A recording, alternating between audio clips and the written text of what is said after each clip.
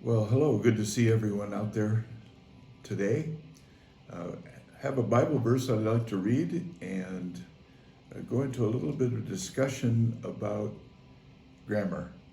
Now, don't tune me out. These are just small little words and not deep grammar at all. But here is a deep verse. This comes from Hebrews chapter 12, the 14th verse. And this is what the writer of Hebrews says. Pursue peace with all men, and we can add women, and the sanctification without which no one will see the Lord. That's a powerful statement. And sanctification is one of those big words that we hear kicked around in circles of theology. From time to time we mention it in sermons, but it's not one you hear in common everyday language. And sanctification is that ongoing part of the Christian life. You know, you can receive salvation in just a minute of time, but sanctification takes a lifetime of work and labor and patience.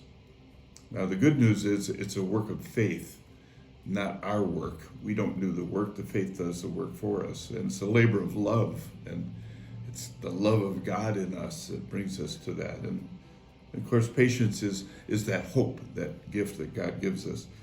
But he's also given us language. And it can be so important to understand some of the simple parts of language.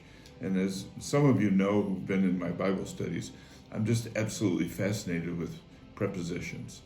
I think prepositions are so meaningful. They're so directive. And, you know, just to give you an example, think about what happened on Calvary. You know, we just came from Easter time and we looked closely at what was happening on the hill of Calvary. 3 men were on that hill and 3 men died on that hill. 1 man died in his sin.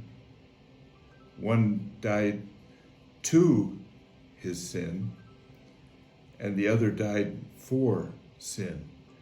And so 3 simple little prepositions, 2 2-letter prepositions and a 3-letter preposition can really give us a varied meaning of what happened on that hill. You know, and the other one that I can think of is that certainly Jesus died on that hill to provide salvation, to provide us light versus darkness. But he provided that to us on the cross, and it's through the cross that we find our way to salvation. It's by the cross that salvation becomes real to us. And of course, his dying on the cross helps us to find it in the cross. And so again, just very simple little prepositions that can really help us to see all these tremendous things that God has placed for us in the simplest words in our language.